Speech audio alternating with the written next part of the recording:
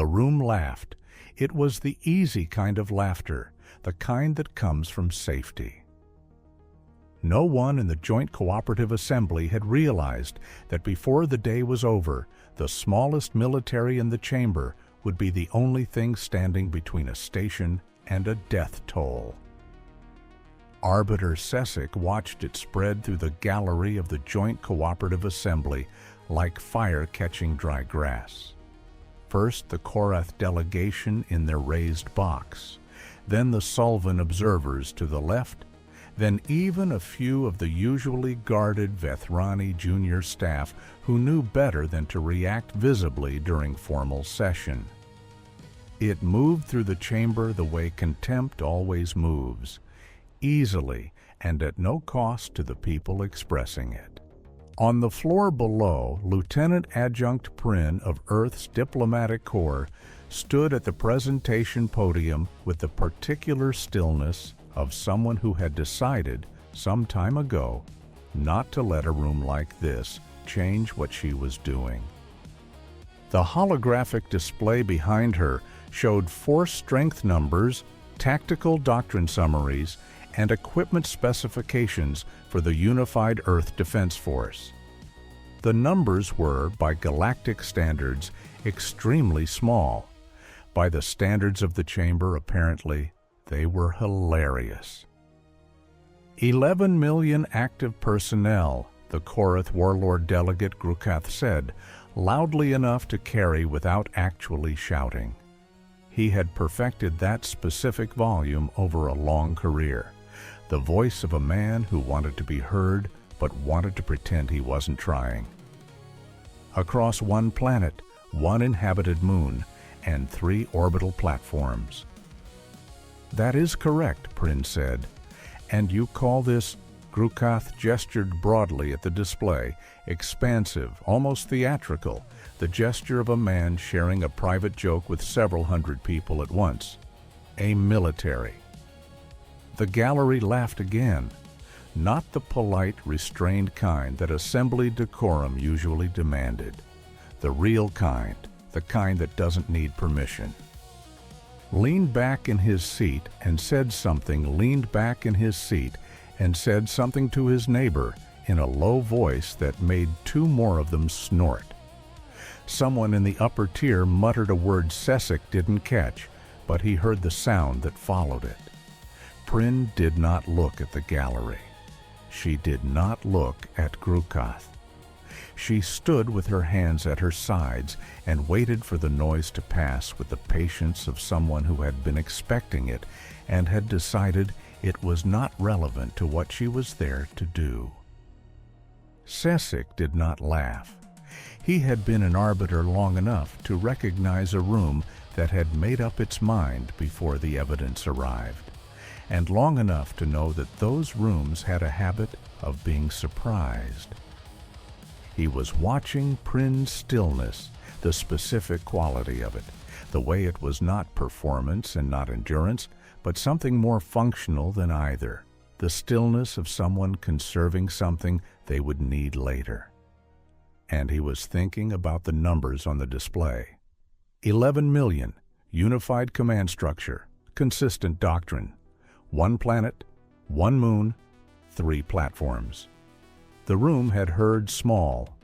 Sessic was not certain that was what the numbers said, but he was an arbiter, not a military analyst, and the session was ongoing, and he kept the thought to himself. He was still keeping it when Grand Coordinator Mahavith, seated at the elevated dais at the far end of the chamber, shifted his posture in the particular way that meant something on his private display had changed. Sessic had worked alongside Mahavith for 3 years. He had learned to read the man the way you learn to read a tide, not through drama, but through small, consistent signals. Mahavith's color had shifted 2 shades toward gray, which for a Vethrani meant something had gone badly wrong. His hands had moved from the table to his lap. His eyes were no longer on the presentation. Then the alert chime sounded. Not the standard session interrupt tone. the emergency frequency, the one that had not been used in the assembly hall in 14 years. The laughter stopped as if a hand had closed around it. Maveth rose from his dais seat and addressed the chamber in the flat, controlled voice he used when he was choosing every single word. The session is suspended. Coordinators and military attachés to Conference Room 7 immediately. Everyone else, please remain calm and do not leave the building. He did not explain why. He did not look at anyone in particular. He walked off the dais with his hands folded behind his back, which was the posture of a man carrying something very heavy, very carefully. Conference Room 7 had a long pail. Conference Room 7 had a long pale table and 21 chairs and a display wall that currently showed a navigational chart of the Yethris corridor. A single way station blinked red in the middle of the corridor. Relay Station Tharven, the logistics hub that connected the inner systems to the outer trade routes. Sessek knew Tharven's function well enough to understand what red meant. Without Tharven, cargo transit times through the corridor doubled. Medical supply chains to 3 colonial clusters stretched thin, the kind of thin that showed up weeks later as shortages in surgical wards and pediatric dispensaries in settlements that couldn't wait for the next scheduled delivery. More immediately relevant, the Joint Cooperative Peacekeeping Fleet used Tharven as its primary resupply stop in that sector. Whatever was happening at that red dot, it mattered in ways that would be felt far from the station itself. Maveth stood at the head of the table. His aide, a junior coordinator named Veth, was pulling data onto secondary displays as fast as the system would update. Military attachés from 12 member species crowded into chairs or stood along the walls. The Chorrath warlord delegate Grukath arrived last, settled into a chair with the unhurried ease of someone who had decided to treat every meeting as an opportunity. His expression was attentive in the way that people are attentive when they are not surprised. "Tharven has been seized," Mahaveth said. "A Chorrath war band of approximately 200 fighters, not affiliated with any recognized military command. Independent contractors operating under a warlord charter, which means formally they are not a Chorrath government action." He let that land without commentary. The station commander and her crew of 412 are currently confined to the lower decks. Life support to those sections is degraded. The warband is demanding a transit fee retroactively applied to the last 18 months of cooperative shipping through the corridor. Which amounts to, Veth said from the sidewall, approximately 400 billion cooperative credits. The room was quiet for a moment. "Our peacekeeping fleet," Sessek said. "Position?" 7 days out at current speed, Veth said. "There is one cooperative patrol vessel in the corridor, the Shethrin, single ship. Her captain assessed the situation, reported in, and is holding a distance pending instruction. One patrol vessel cannot take a station against 200 entrenched fighters," said the Sulven military attaché, Admiral Proxy Tuvarath, in the careful tone of someone stating an obvious thing that needed to be said. "No," Mahaveth agreed. "It cannot." Grukath shifted in his seat. The Chorrath hegemony formally and completely disavows any connection to this warband. They act without our authorization, without our support, and in violation of our own codes of conduct. He said it smoothly, with the practiced ease of a man who had given very similar statements on other occasions. However, practically speaking, the individuals on that station are Chorrath, and any military action against them will be received by certain segments of our population as an excuse, said the Cathari attaché, Commodore Sheva, from the far end. I was going to say as a provocation, Grukath said mildly. But the word choice is unimportant. Maveth looked at his display. We have one ship in range. Captain Lorvash of the Shethrin is willing and capable, but not sufficient. We need a ground element. We need someone to actually go into that station, stabilize the hostage situation, and hold conditions until the fleet arrives. He looked up. Who among us has personnel who could reach Tharven within 18 hours? The room answered by being quiet. Veth's secondary display was running the timeline in the background, patient and indifferent. 412 people in degraded air, 7 days before the fleet, 18 hours before the window closed. Sessic looked at the numbers and understood what they meant in terms that had nothing to do with credits or corridors.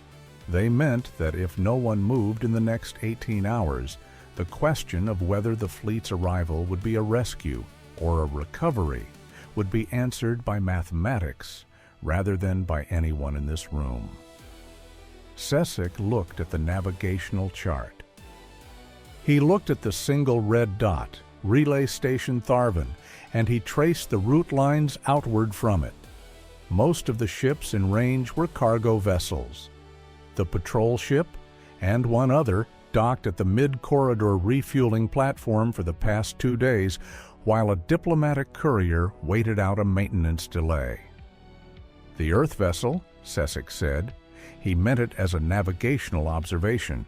The room did not take it that way. Tuvrath looked at him. The Earth vessel. Commander Yael Dros, Sessic said. He had read the briefing files on all the diplomatic escorts currently in the corridor because reading briefing files was what Sessic did. Her ship is the Caelum Ridge, Earth escort class. She has 42 Marines aboard in addition to her crew. She is currently 11 hours from Tharven. The silence that followed was different from the first one. The first silence had been stunned. This one was calculating. No one laughed. The room that had 40 minutes ago found 11 million soldiers worth laughing at was now looking at 42 of them as the only option between 412 lives and a timeline that didn't care about anyone's opinion. 42 Marines, Grukath said slowly, against 200. We just watched a presentation about Earth's military, Tuvrath said. I recall the numbers. The Caelum Ridge is the only asset that can reach Tharven before life support in those lower decks becomes critical, Veth said. He pulled up the timeline on the secondary display. The numbers were not good. Degraded life support at current rate gives the station crew approximately 30 hours before conditions become dangerous. The peacekeeping fleet arrives in 7 days. Dangerous in this context meant unconsciousness. After that, it meant what it always meant when the air ran out. Maveth looked at Sessic. Contact Commander Dros, inform her of the situation. Ask if she is willing. Ask, Grukath said with mild interest. Not order? Earth is a cooperative affiliate, not a full member, Maveth said. We ask. Grukath settled back. He had the expression of a man who had made a decision to watch something unfold from a comfortable distance. Sessic went to make the call. The Caelum Ridge was a compact ship, not small by Earth standards, but by the scale of vessels common in the corridor. She looked like something that had been left behind after something larger departed. She had an angular hull designed for atmosphere and vacuum both, sensor arrays that were older than most of the cooperative's current models, and running lights that blinked in an irregular pattern because one of the regulators was running a patch rather than a replacement part. Sesek noted this when he boarded. It was not the ship he would have chosen to send into a crisis. Commander Yael Dros was already moving when he arrived. She was not where he had expected to find her. She was not in a command chair or a briefing room waiting to receive a senior representative with appropriate ceremony. She was in the corridor outside the equipment bay, standing next to a display panel with a technical sergeant whose name tag read Corporal Bekele, going through a checklist on a physical paper clipboard. Sesek had not seen a physical paper clipboard in professional use in quite some time. "Arbiter," she said, and turned to face him without apparent surprise. She was shorter than he had expected from the file photos. Her hair was cut close to her head, and she held the clipboard loosely in her left hand, the way a person holds something they use all the time. She did not stand at formal attention, but she was entirely still in a way that suggested attention without the performance of it. The same quality he had seen, he realized, in Lieutenant Adjunct Prin at the podium an hour ago. Something about that stillness that was not endurance or composure, but something more purposeful. The stillness of someone who had already decided what mattered and was spending all available energy on it. "The coordinator's office gave me the basics," she said. "I've got questions." "Of course," Sesek said. "Life support status on the lower decks. I need the current atmospheric readings, not the projections." He pulled his data tablet. She looked at the numbers for 3 seconds, then looked at Corporal Bekele. "Moved the breathers to priority 1, same kit as row 7. Bekele nodded and went. Dros looked back at Sesek. "How many of the station crew have medical training?" "I don't have that information immediately." "Find out. I need to know if there's anyone on those lower decks who can manage a group in deteriorating air conditions without panicking the others." She looked at her clipboard and made a mark. "What do we know about the warband's armament?" "Standard Chorrath rating package, short-range kinetic weapons, concussion charges, personal armor." "Do they have the override codes for the station's internal systems, or are they just sitting on top of what was already there?" Sesek paused. That was a specific question. "I would need to check." "It matters," she said. "If they have the codes, they can respond faster to movement in the station. If they took the station by force and locked out the original crew, they probably don't have full system access. They just have the access points." She made another mark on the clipboard. 42 Marines, 11 hours, against 200 entrenched fighters is not a rescue mission. It's a deterrence posture and a holding action until your fleet gets there.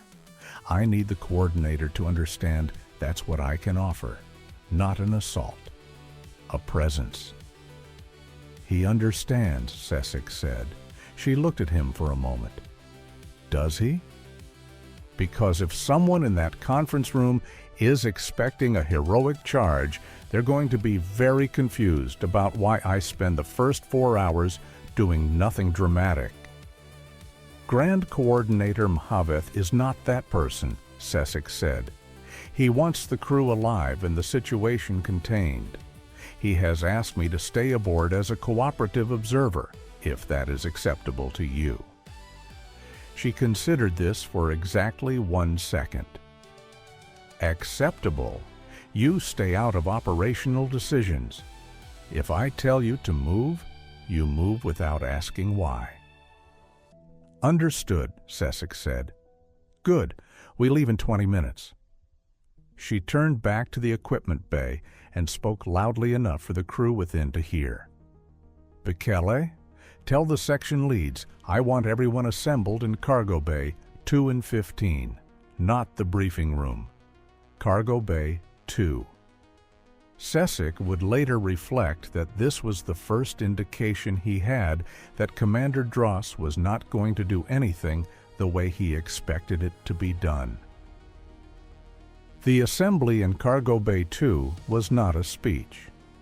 Dros stood at the front with her 3 section leads, Sergeant First Class Manoa, Technical Sergeant Okafor, and a compact, sharp-eyed woman introduced only as Doc Lena, who wore medic insignia.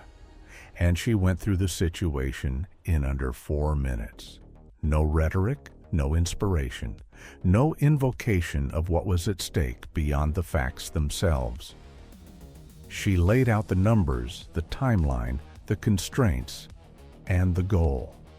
Then she said the thing that Sesic found himself thinking about for the rest of the mission. "We are not going there to win a fight," she said. "We are going there to make the people on those lower decks feel like someone showed up. That is the job. Everything else is secondary." Questions. There were questions, practical ones, about equipment and positions and contingencies. She answered each one in the same direct way. When Corporal Bekele asked what they did if the warband decided to fight rather than negotiate, she said, "Then we make it extremely inconvenient for them to do so, and we hold until the fleet arrives. The fleet is coming.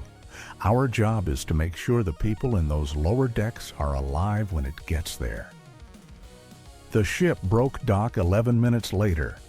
Dros was on the bridge, standing behind the navigation console rather than in the captain's chair, watching the approach calculations. Sesic stood to the side and watched her. She had a way of looking at a display that suggested she was reading several things at once, not the impressive theatrical kind of multitasking, but the practical kind, the kind that came from doing the same job for a long time.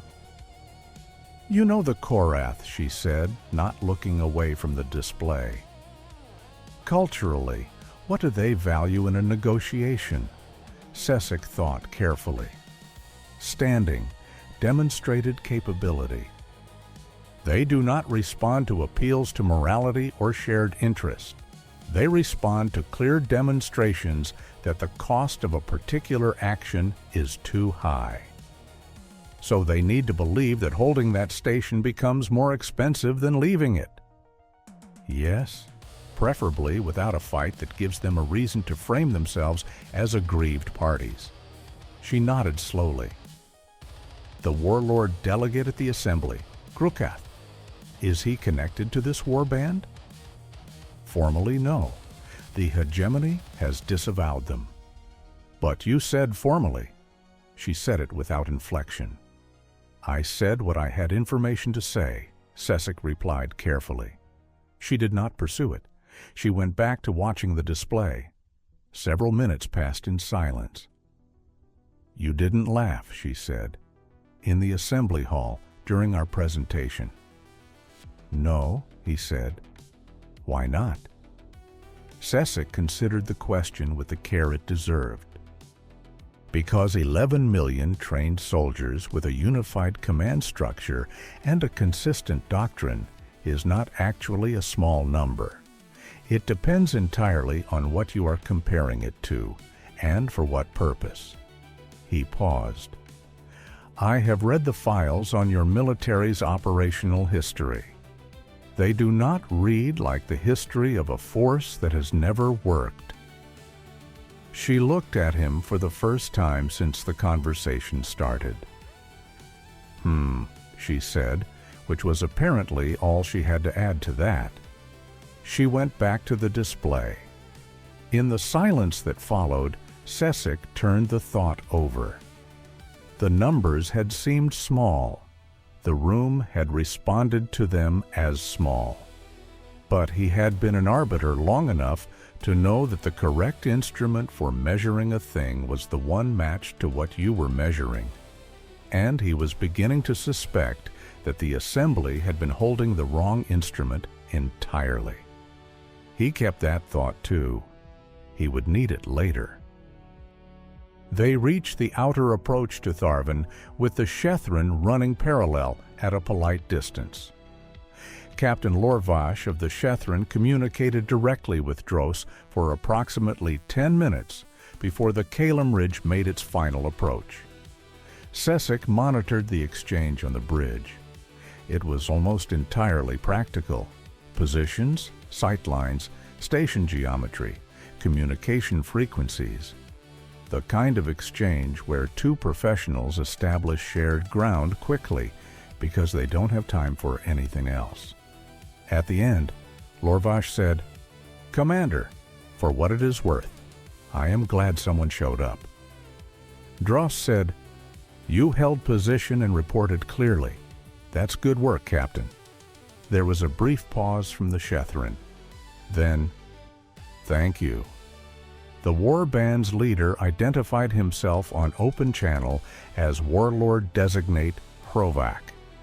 His voice was the deliberate, unhurried voice of someone who had decided the conversation was already over, and he was simply informing the other party of this fact. He told the Caelum Ridge to stand off at 10,000 kilometers and wait to be told where to direct their formal payment request. Dros responded on the same channel, clearly, without heat. Warlord Designate Hrovak, this is Commander Yael Dros of the United Earth vessel, Caelum Ridge, operating as authorized agent of the Joint Cooperative Assembly. I am notifying you that I am approaching to dock at External Port 7. I intend to establish communications with the station crew in the lower sections to assess their condition. This is a welfare check, not an assault. I have 42 Marines aboard. I am not landing all 42. I am landing 6 with medical supplies. There was a pause from the station. "You are lying," Hrovak said. "No," she said. "I'm landing 6 with medical supplies. You can watch me do it. I'm broadcasting my boarding manifest on the open channel right now." She nodded to her communications officer. The manifest went out. "You will see 6 people, none of them armed beyond sidearms, carrying 4 equipment cases. 2 of the cases are oxygen concentrators." Another pause, longer this time. "If you land more than 6, I said 6, she said. "I mean 6. She cut the channel and looked at Manoa. "Take Doc Lena and 4 Marines, full medical kit. Going through Port 7 as announced. Your job for the first 2 hours is oxygen concentrators and headcount on the station crew. Nothing else." Manoa nodded. "What about the war band?" "They are going to watch you very carefully," she said. "Walk slowly. Don't look at their weapons emplacements. When someone stops you, which they will, you stop fully, you put your hands visible, and you let them ask their questions. You do not touch anything that isn't a medical case." Manoa left. Sessek watched Dros return her attention to the display. She pulled up the station's internal schematic and began marking sections with a color system. Red for known warband positions, blue for known crew positions, gray for unknown. There was a great deal of gray. "You are sending 6 people into a station held by 200, Sessek said. "I'm sending a medical team to do medical work," she said. "If I sent 42, they'd have to respond. 200 fighters have to justify their numbers somehow." She moved a marker on the schematic. 6 people with oxygen concentrators make them look like they're overreacting if they shoot. And if they shoot anyway? She looked at him with the expression of someone who had thought through an unpleasant thing and arrived at an unpleasant conclusion and was now living with it. Then we know something important about how this ends, and we adjust. It was the most honest answer he had heard in a conference room in years, and they were not in a conference room. Manoa's team went in. The first 40 minutes were silent from the bridge. Sesek stood and did not speak because he could see that Dros was listening to a low-channel feed from the team's communicators, and he did not want to interrupt whatever she was hearing.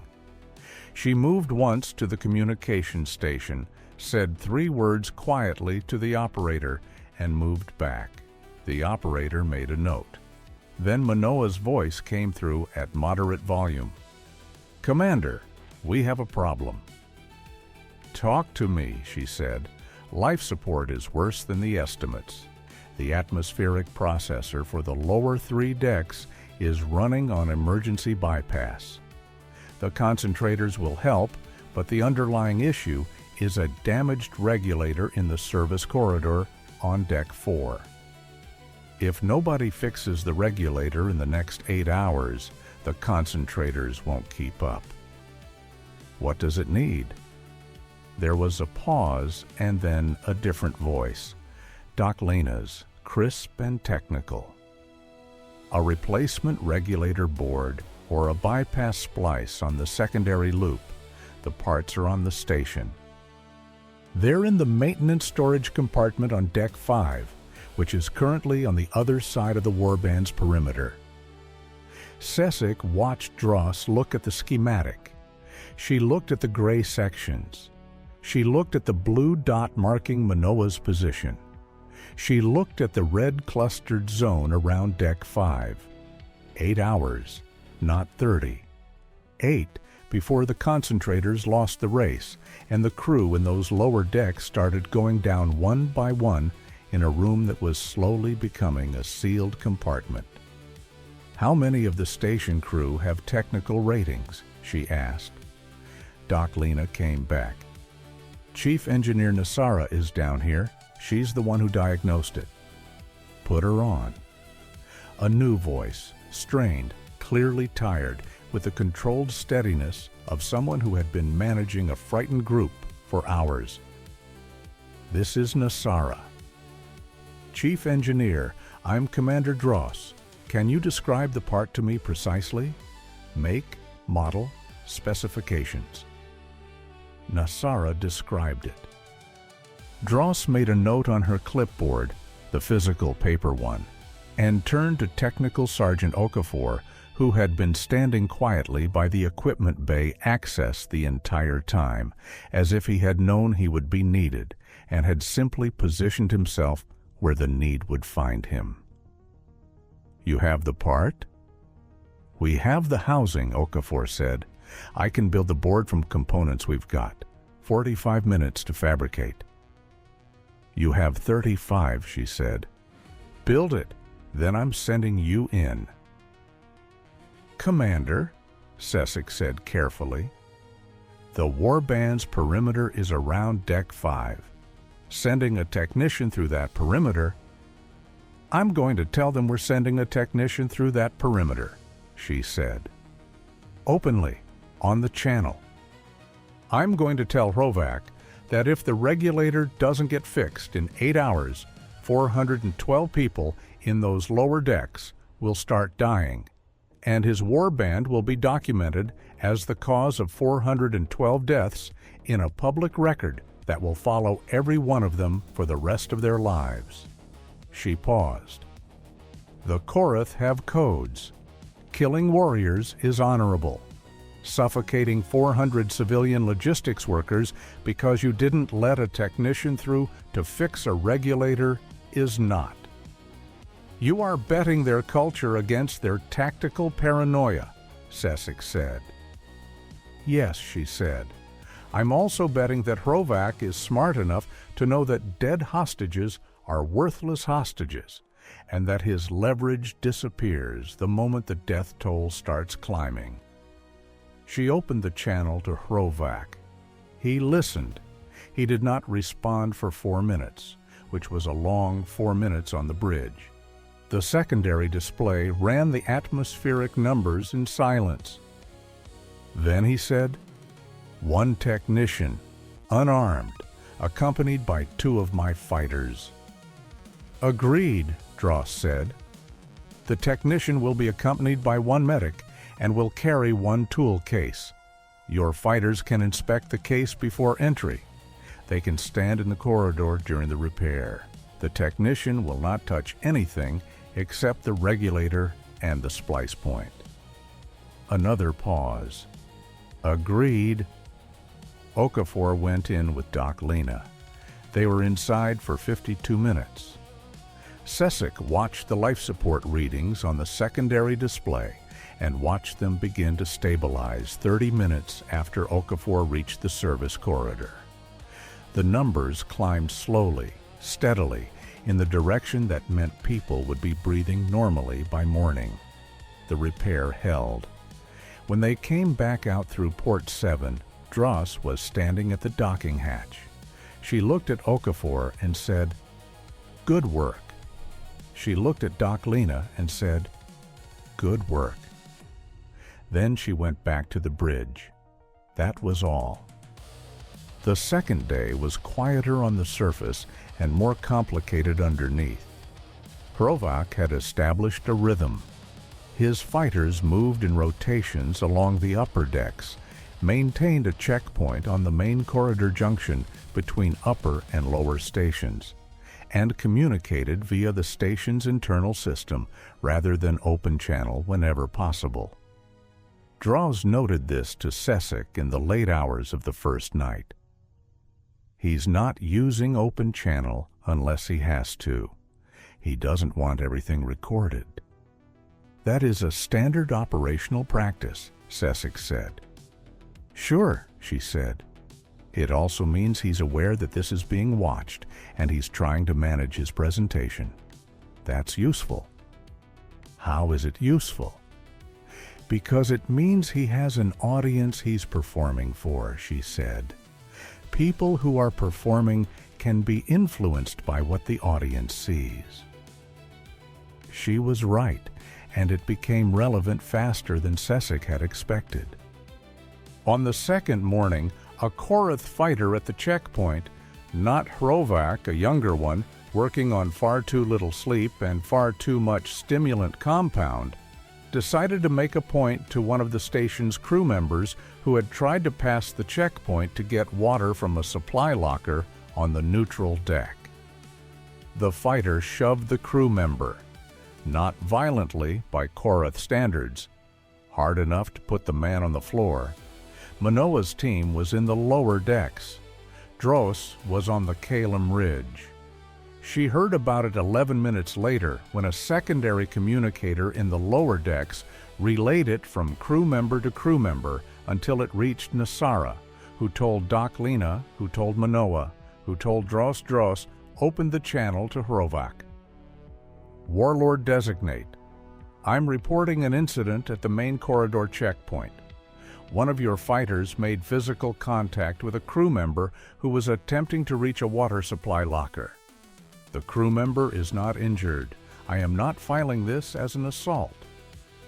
I am informing you that your fighter is sleep-deprived and using stimulants and is going to become a problem for your own operation if he stays on that checkpoint.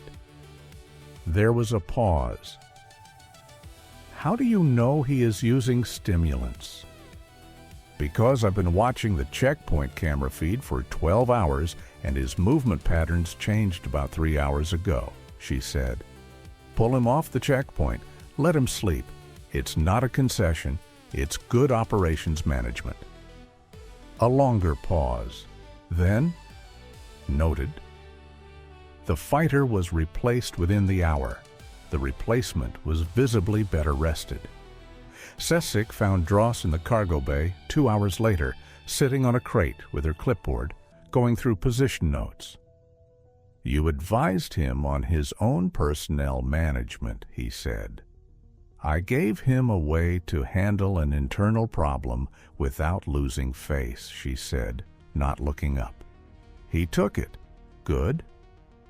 You helped him. I helped the situation, she said. If that fighter had stayed on that checkpoint and escalated, I would have had to respond visibly, which would have given Hrovak a reason to escalate back, and we would have spent the next 6 days playing a very expensive game instead of holding steady until the fleet arrived. She looked up. De-escalation is not weakness, it's arithmetic. Cesic sat down on the adjacent crate. He had been an arbiter for 11 years. He had mediated 43 disputes, 2 of which had been active conflict situations. He had, in that time, met a great many people who described themselves as tacticians, as strategists, as professionals of the difficult art of managing force. He was beginning to understand that most of them had been describing something smaller than what he was watching. In my experience, he said carefully, most military commanders in a standoff situation spend their time trying to demonstrate power. Power's already demonstrated, she said. I've got 42 Marines and a ship with working weapons systems. He knows that. I know that. Demonstrating it again doesn't add information. It just raises the temperature. She went back to her clipboard. Cesic looked at the notes she was making. They were position assessments for the station's security crew, the non-military personnel who had been covering the checkpoint access points from the lower deck side. Dros had, over the first day and a half, been communicating with them through Doctrine and Manoa. She was building a picture of what they could do, where they were, how they were holding. You are planning to use the station's own crew, Cesic said.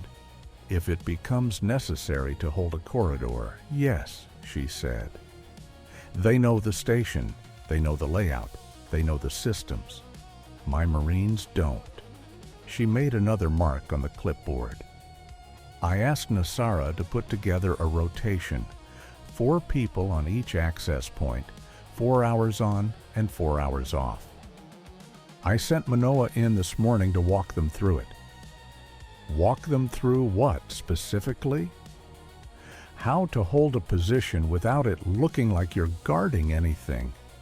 She looked up again with the faint expression of someone explaining something they have explained before. If you stand in a corridor with your arms crossed looking at the door, you look like a guard. If you sit at a side table with a cup of something and look at a tablet, you look like someone taking a break. The outcome is the same. One of them invites confrontation, the other one doesn't. Cesic looked at the schematic. He looked at the blue dots where Manoa's team moved and worked. He looked at the gray zones that were slowly shrinking as information filtered up through Doctrine. He looked at the red zones that had not moved, not significantly, because nothing had pushed them. This is not what I expected Earth's military to look like, he said. What did you expect? She asked. More aggression, he said honestly. Your historical record on your own planet suggests a significant preference for decisive force. We've had a lot of wars, she said. Some of them we won by being aggressive. Some of them we lost that way too. The ones we kept, she said, and her voice was matter-of-fact, not proud, were usually the ones where we figured out what the problem actually was and fixed that, instead of just shooting at the symptom. She closed the clipboard. Chorrath doesn't want to die on a way station. He wants money. He's not getting the money. So what he actually wants now is a way to leave without looking like he lost. And are you going to give him that? She looked at him steadily. I'm going to give the station crew a way home. What he needs is separate. She stood. The fleet arrives in 4 days and 12 hours. That's what I'm holding for. She walked out of the cargo bay, and Cesic sat alone for a moment with the hum of the ship around him, thinking about the Galactic Council chamber and the laughter that had filled it, and about 11 million active personnel across 1 planet and 1 moon and 3 orbital platforms. And about what, exactly, he thought he had understood before today. He was no longer sure the number had ever been the point. On the second night, the external conflict arrived. It came in the form of a priority communication from the Joint Cooperative Assembly, routed through Mahaveth's office, addressed to Sesek rather than to Dros. Sesek read it twice, standing at the communication station in the corridor outside the bridge, and then he went and found Dros. She was in the medical bay, sitting across from Doc Lena, going through a supply inventory. She looked up when Sesek came in. She read his expression, which he knew was not a neutral one. "Tell me," she said. "Sarv's warlord delegate Grukath," Sesek said, "has filed a formal protest with the Assembly on behalf of, and I quote, the safety and welfare of Chorrath nationals currently aboard Tharven Station, who are at risk due to the presence of an armed Earth military vessel operating without formal cooperative authorization." Doc Lena looked up from her clipboard. Dros was quiet for 3 seconds. "He's trying to flip the framing," she said, "make us the aggressor. He is alleging that the presence of the Caelum Ridge constitutes a hostile act against Chorrath nationals, and that any military action taken against the warband could be construed as an attack on Chorrath citizens operating within the Cooperative's own territory. Is there any legal weight to that?" "Some," Sesek said carefully. "Earth is an affiliate, not a full member. Your authorization came from an emergency verbal authorization from Mahaveth. There is no formal council vote on record." "What does Mahaveth want to do?" "He is convening an emergency session," Sesek said. "He wants a statement from you and from me within 4 hours that he can present to the council before the Chorrath delegation can introduce their motion." Dros nodded slowly. She looked at the wall, not with the distant look of someone stalling, but with the direct look of someone doing arithmetic. "Do you know what the motion actually costs us if it passes?" "If the motion passes, the Assembly could require the Caelum Ridge to withdraw to its previous distance. That would remove your Marines from the station and end the medical support." "And the crew in the lower decks?" "Yes."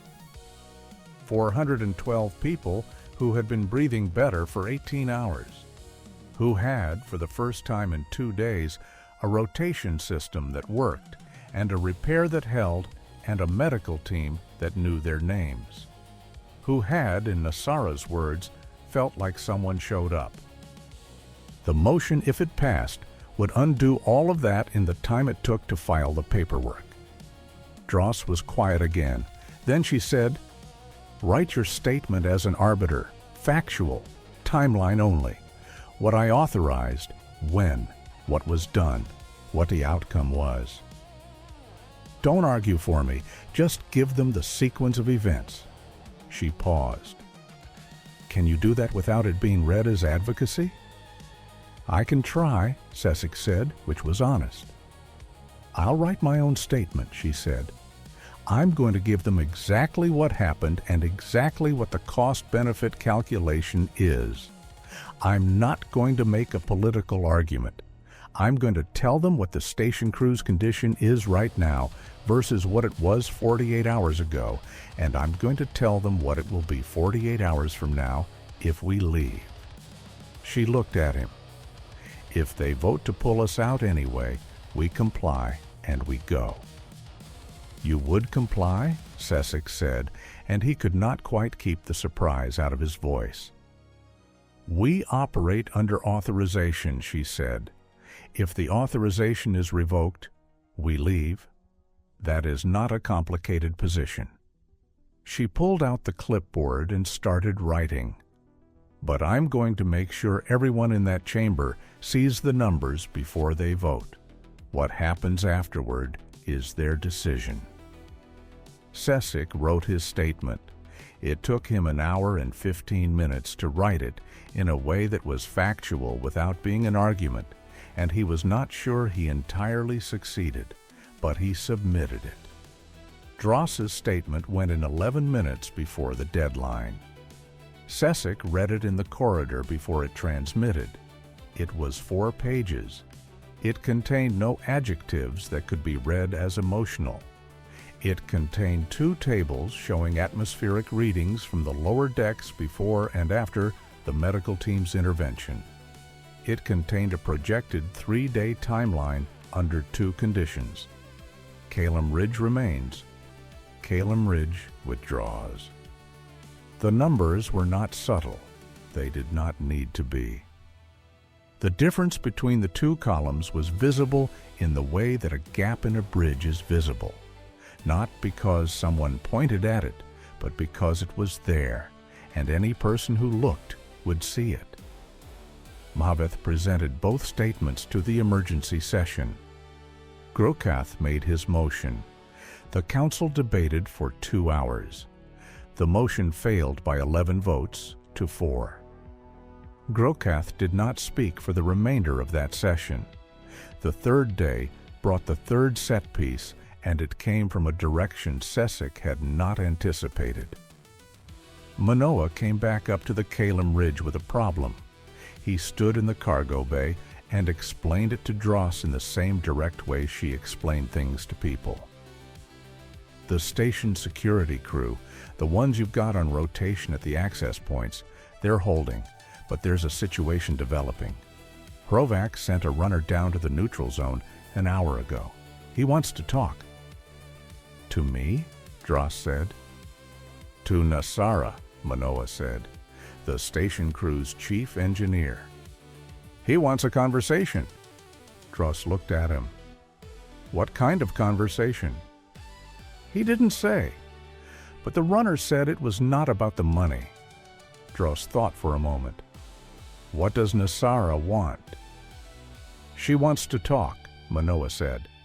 She said, and I'm quoting, that she has been running the station for 6 years, and she knows the people running around in her corridors better than Hrovac does. Sesek watched Dros process this. He could see her thinking through it, the risks, the angles, what Hrovac could want, what Nasara might know. Let her, Dros said. Manoa looked uncertain. Without supervision? She's a chief engineer with 6 years on that station, Dros said. She knows more about what makes Hrovac's operation untenable than I do. She might know something about his people, his supply situation, his morale. Let her talk to him. She paused. Tell her, nothing she says binds us, and she is not authorized to make any agreements. But whatever she learns, I want to hear immediately. You're using her as an intelligence source, Manoa said. I'm treating her like the competent professional she is, Dros said. If she can find out what Hrovac actually needs, we're ahead of where we were yesterday. She looked at him steadily. She's been sitting in those lower decks for 2 days, managing 400 people in bad air. She's earned the right to do something useful. Manoa went back in. Nasara had the conversation with Hrovac's runner, then with Hrovac himself through the checkpoint in a format that both parties agreed to in advance. 10 minutes, visible, no weapons. What she came back with was specific. Hrovac's war band had been hired by a third party. They had been told the station would be underguarded and the job would take 36 hours. It had now been 4 times that long. They had supplies for another 4 days. Several of his fighters were asking questions he didn't have good answers to. He wasn't looking for money anymore. He was looking for a way out that kept his crew intact and didn't leave them as documented criminals in cooperative space. Doc Lena relayed all of this to Dros, who listened without interrupting. When Doc Lena finished, Dros said, "Who hired them?" Nasara asked, Doclina said. He wouldn't say, but she said, and she's confident in this, that he flinched when she mentioned the Chorrath hegemony. Sessek looked at Dros, Dros looked at him. She pulled out her clipboard and began writing. I need you to contact Mahaveth, she said, not through assembly channels, his direct office. I need him to know that the warband was hired. I need him to know that someone wanted this station locked down, and wanted it locked down at a moment that coincided with the Earth military presentation at the assembly. And I need him to ask Grukath on the record whether the Chorrath hegemony has any interest in who hired this warband. Sessek was quiet for a moment. You are accusing Grukath. I am giving Mahaveth a question to ask, she said. I don't have evidence. I have a flinch. But Mahaveth has subpoena authority and investigative resources. I don't. He asks the question. He decides what to do with the answer. She looked up. It is not my job to conduct that investigation. It is my job to tell the person whose job it is. Sessek contacted Mahaveth's direct office. The fleet arrived in 3 days, 14 hours, which was 6 hours ahead of the original estimate because Mahaveth had pushed them. By then, the situation at Tharven had already changed shape. Hrovak's warband had moved twice, both times away from the station's critical systems, both times in ways that reduced their defensive positions, but created clear exit routes toward the station's secondary docking ring. They were not surrendering. They were not threatening. They were positioning themselves to leave, and the positioning was visible and deliberate, which meant Hrovak was communicating something without saying it on an open channel. Dros matched the movement by pulling Manoa's team to the lower deck's main atrium and consolidating the security crew's rotation to 2 access points rather than 4. The gray zones on the schematic were almost entirely blue now. The crew knew their station. They had spent 3 days doing exactly what Manoa had walked them through. They were tired, and some of them were still coughing from the first day's air quality, but they were steady. The kind of steady that doesn't come from training. The kind that comes from getting through something difficult and finding out you can. When the fleet's forward vessel came on channel, the captain opened with a formal declaration of cooperative authority and a demand for the warband's surrender and disarmament. Hrovak responded after a 20-minute pause by formally requesting protected departure for his fighters under the cooperative standard provisions for non-state combatants, which was a legal pathway that meant they would be documented, held temporarily, and released without criminal charges in exchange for cooperation with the investigation.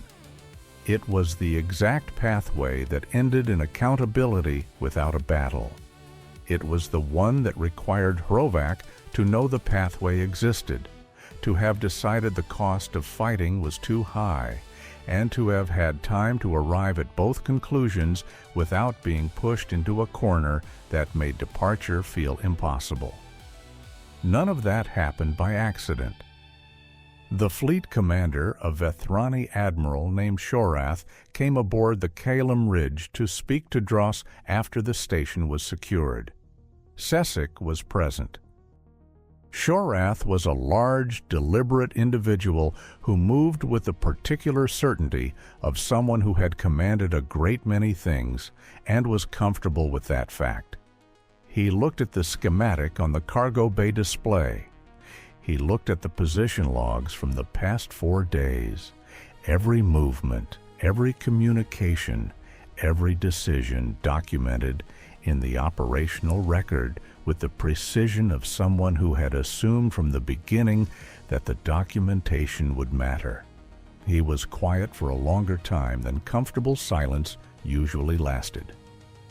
"You never fired a weapon," he said finally. "No," Dros said. 200 armed combatants, 4 days, 42 personnel. He paused, and the pause had the quality of a large structure settling. You never fired a weapon. It wasn't necessary, she said. It is usually necessary, he said. She shook her head. It's usually assumed to be necessary, she said. That's different. Chorrath looked at her for a moment. Something moved behind his expression, the specific quality of a very experienced person encountering something that does not fit the category they had placed it in, and making room. The station crew, Nasara, her people. They held 3 access points for 36 hours. Station security personnel, non-military. They knew their station, Dros said. I just gave them a structure to hold it in. The cooperative has had peacekeeping operations in 7 conflicts in the past decade, Chorrath said. We have not achieved a resolution without combat engagement in any of them. He paused again. I would like to know how you structured that rotation, in detail, when you have time. I have time now, she said, and pulled out the clipboard.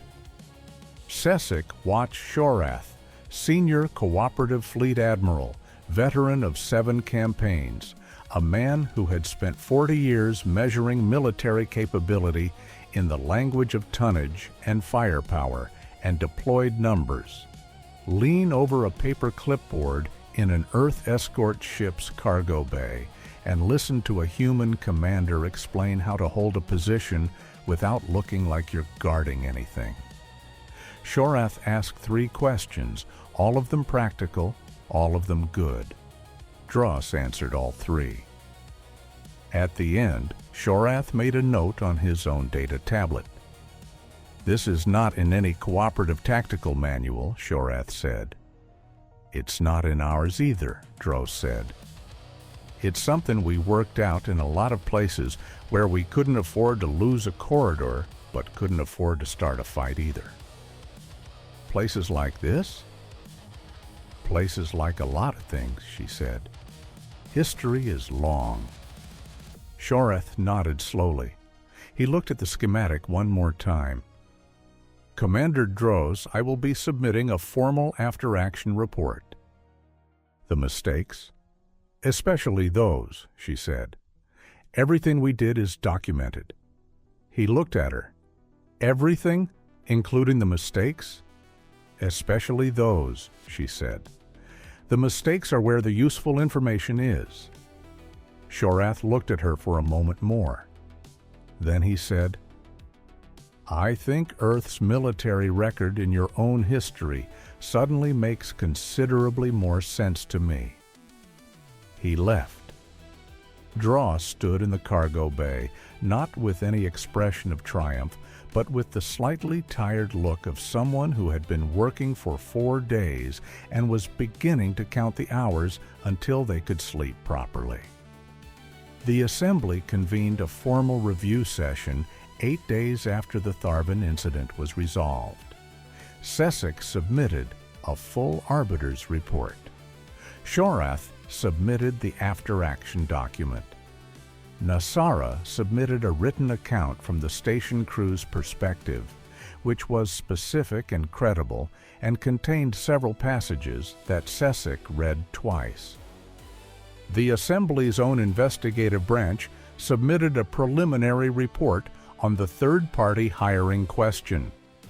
The preliminary report named a financial instrument connected to a political faction within the Chorrath hegemony, which was not the same thing as naming Grukath, but it was close enough that Grukath resigned his position as warlord delegate before the review session began. He had been loud in that chamber. His absence was louder. Maveth presented a summary to the assembled membership. He was careful and thorough, which was the only way Maveth was ever anything. When he reached the section on Earth's military contribution to the resolution, he read the facts without commentary. Timeline, personnel deployed, Outcomes: cost to the cooperative in resources expended. The numbers were not impressive in the galactic scale way that military numbers sometimes tried to be. 42 Marines. 1 ship, 4 days. 0 shots fired. 412 crew recovered safely. 1 warband extracted peacefully. 1 politically motivated crisis diffused before it could be used to justify a larger provocation. The chamber was quiet. Not the quiet of embarrassment, though that was somewhere in it. The quiet of revision, the specific silence of people recalculating something they thought they had already figured out. It was the same chamber that had laughed, some of the same faces, the same rows of seats. The holographic display no longer showed Earth's military numbers. It showed Earth's results. The contrast did not need to be announced. The Sulven delegation requested an official military exchange program with Earth. This was significant because the Sulven had not maintained a formal military alliance with any non-Sulven species in recorded history. The request was carefully worded, a study program, technically, a series of exchange visits, personnel rotating through each other's training environments. The Cathari delegation seconded the request and added a rider asking for cooperative-level documentation of Earth's doctrine on non-combat stabilization operations. The Chorrath Military Command, not the hegemony's political apparatus, the actual military command, which was a distinct institution, sent a separate communication through a back channel that Sesic received and forwarded to Mahaveth, which stated that they had reviewed the Tharven operational log and had questions about the position rotation structure Dros had used with the station security crew and would appreciate any available documentation. Mahaveth approved the Sulven and Cathari requests. He forwarded the Chorrath inquiry to Dros directly.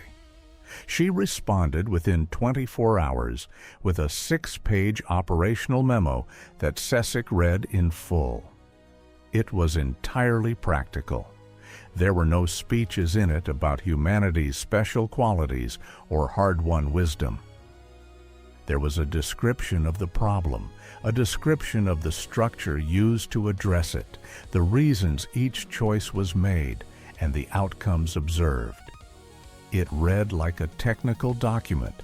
It read like the work of someone who had spent a long time thinking about problems and writing down what they found, because the writing down was how you made sure the next person didn't have to figure it out from nothing. Sesic filed a personal addendum to his arbiter's report. It was 2 paragraphs. It noted that the effective resolution of the Tharven situation had been achieved by a commander who understood that her job was not to demonstrate capability, but to prevent harm, who treated accountability as a tool rather than a punishment, who had given credit to the station crew, to Sergeant Manoa, to Technical Sergeant Okafor, to Chief Engineer Nasara, and to Captain Lorvash of the Shethrin in her official after-action report, and had not once used the phrase, "I accomplished." The addendum noted that this was not a cultural curiosity. It was a professional discipline. He submitted the addendum, and then he went to find Dros, who was in the Caelum Ridge's cargo bay again, supervising the reloading of the equipment cases. The Assembly approved the exchange program request, he said. She looked up. Good. Is that all you have to say about it? She looked at him with a slight expression. What would you like me to say? I don't know, he said. Something. The Assembly that laughed at your military presentation is now formally requesting access to your doctrine. The Assembly is a big institution, she said. Some of the people in that chamber laughed. Some of them didn't. The ones who asked for the exchange program weren't laughing. She picked up a case and handed it to Bekele. And the ones who were laughing, most of them weren't laughing because they thought we were weak. They were laughing because 11 million seemed small, and small numbers are easy to dismiss. She paused. Numbers are the wrong way to measure. What is the right way? Cesic asked. She thought about it for a moment, just a moment, as if the answer were not complicated, only considered. Whether they do the job, she said. He watched her go back to work. He stood in the cargo bay of the Caelum Ridge, listening to the ordinary sounds of a crew doing their ordinary work, and he thought about what it meant to have watched something that the entire chamber had assumed was a punchline turn out to be the answer. The laugh had been easy. The revision was harder. But the revision was what mattered. The exchange program was formally ratified 4 months later with 11 member species participating, which was more than anyone had proposed and more than the Assembly had expected to approve. Earth sent 3 officers and received 12, which was logistically unbalanced and diplomatically significant. And Commander Dros was invited to lead a symposium on non-combat stabilization that ran for 3 days and was attended by more flag officers than the organizing committee had reserved seating for. Nasara sent a message to Dros 9 weeks after Tharven. It was brief because Nasara was clearly a person who used words the same way she used tools, precisely and without waste.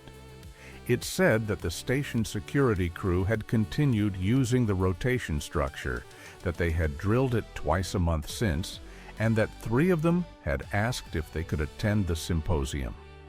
It also said that the crew had talked about the 4 days, and what had struck them most was not the Marines or the medical team or even the repair of the regulator.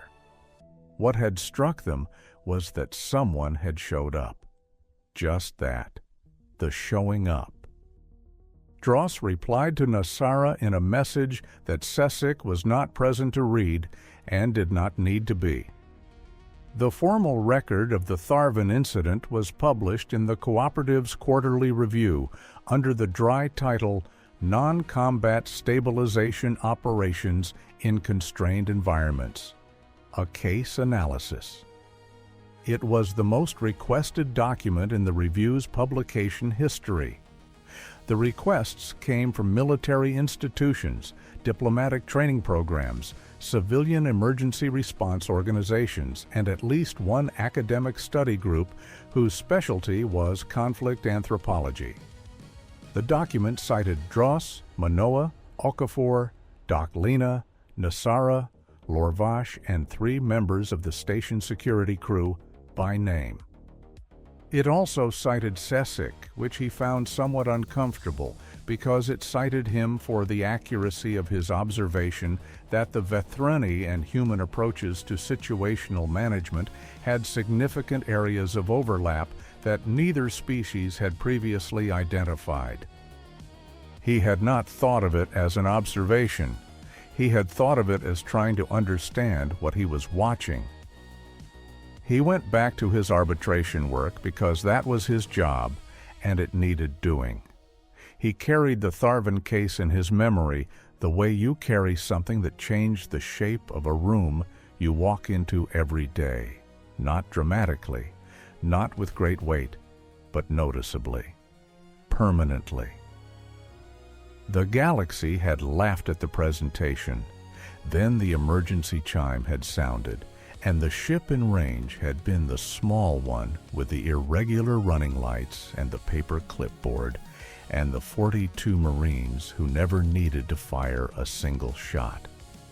The joke had been aimed at the wrong target all along, not because Earth was secretly powerful in the way the galaxy measured power, in tonnage, in headcount, in the size of the number on the display, but because the galaxy had been measuring with the wrong instrument. And the correct instrument had been sitting in the cargo bay of the Caelum Ridge the entire time, going through a checklist, waiting for someone to ask the right question. The right question was not, "How many do you have?" The right question was, when something needs doing, do you show up and do it? Earth had been answering that question for a very long time. It turned out the answer was yes.